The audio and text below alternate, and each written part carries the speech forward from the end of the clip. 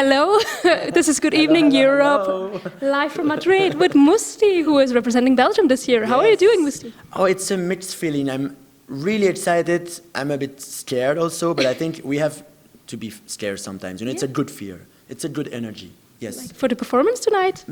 You know, everything, because it's the first pre-party, so Eurovision, it's becoming real now. Yeah. It's not just a dream in our heads, it's really becoming real. Yeah. But it's so fun to meet the artists, the energy, and the vibe is really positive, so I'm so happy for that.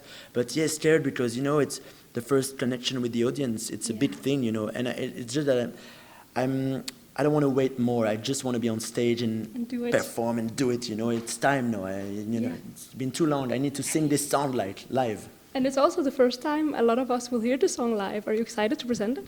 Yeah, but it's also scary. But yeah, it's just you know, I think it's also a song made for live because it's a progression. You know, there's a scream at the end, and it needs to be alive and sung in the eyes of the audience. It really needs that. The studio version, it's interesting, but now, yeah, I need to live it physically and with all my body and vocal. Yeah, I can't wait. And speaking of people, you had, for the backing vocalist, a lot of people sending you songs in, I think more than 1,000. Did you send your vocal? Maybe. Maybe I did. Maybe I'm on it. No, nobody knows. Nobody knows. How was it putting it together? Like, I can imagine it was like a chaotic experience. Yeah. And why did you choose to bring so many people up in as a part of your song? It was chaotic, but also really emotional because we received more than 1,000 vocals from all around the world, so a lot of different accents. It was really emotional to hear these different accents.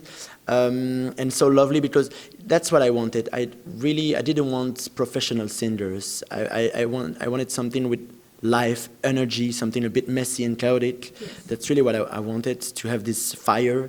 And it's so emotional to hear people, children, sometimes it was full classrooms or patients from a psychiatric hospital. I received a lot of different things, and I was at my desk listening to every vocal, singing these positive lines. I got a soul on fire, I'm gonna raise roofs tonight. Yeah.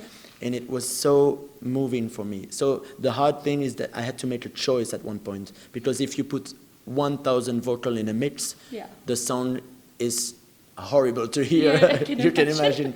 So I had to make a choice, but the symbol for me was to have some vocals from all around the world, people I don't know. Yeah. And so, you know, the slogan, the big line, Eurovision line is united by music. Exactly. I wanted to take that literally. So it's a big symbol for me to go there with this idea.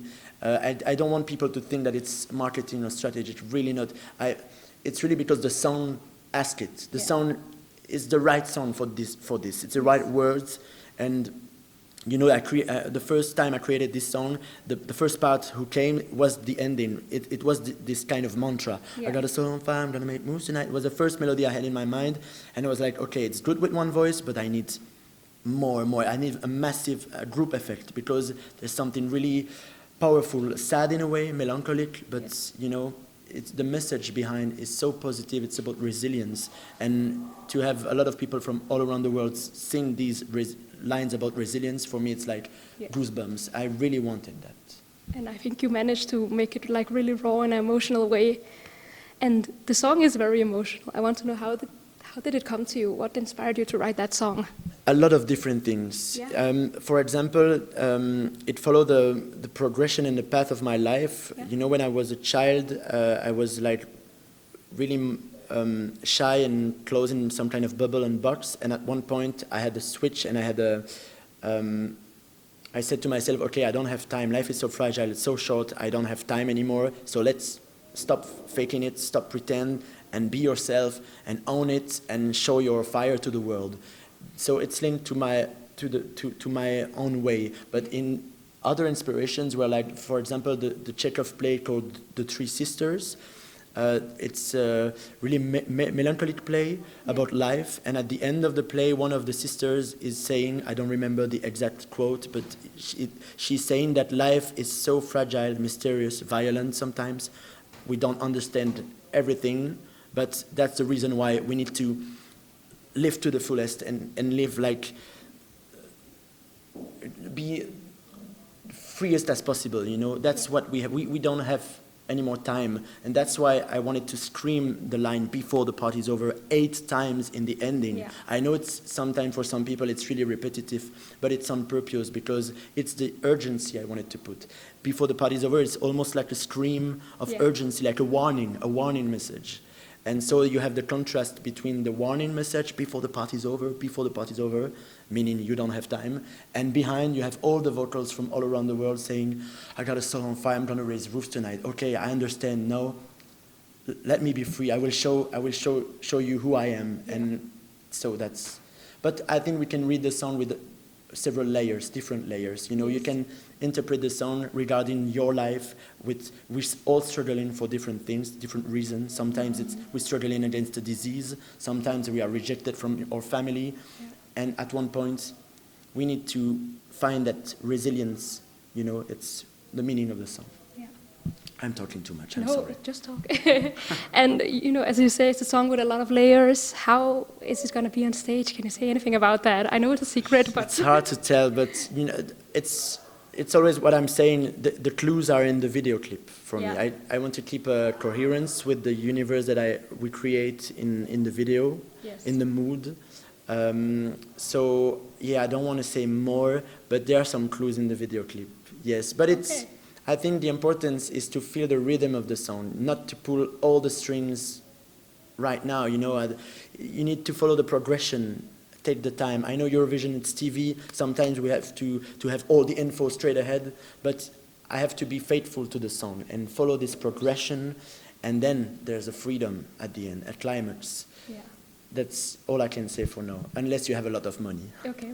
No, I'm a student, so I'm very poor. So unfortunately, I don't have a lot of money.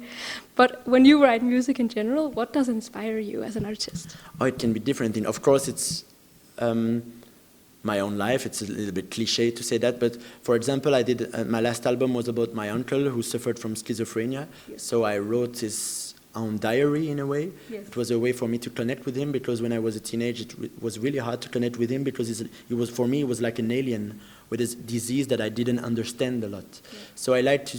What I think the most inspiring for me is the people who are like misfits or outcasts, or who have a feet outside of this world. Yeah. All these characters that I love and who are struggling for some reasons, you know. All the people who are struggling for some reasons. Like I said, a disease, you're rejected from your family, you're everything you can imagine. Yeah. It's even in cinema, it's all the characters that I love. Elephant Man, for example, from David Lynch. It's all these weird minds, weird from our perspectives, but people who are trying to find their own way to the world. And it's so, for me, it's really moving to talk about that. Yeah. Okay. In the end, do you have a message for the readers of Good Evening Europe? You got a soul on fire. You're gonna raise roofs tonight. That's it. Thank you so much, and we're excited to see you tonight. You scream, huh? Yeah, of course I'll scream.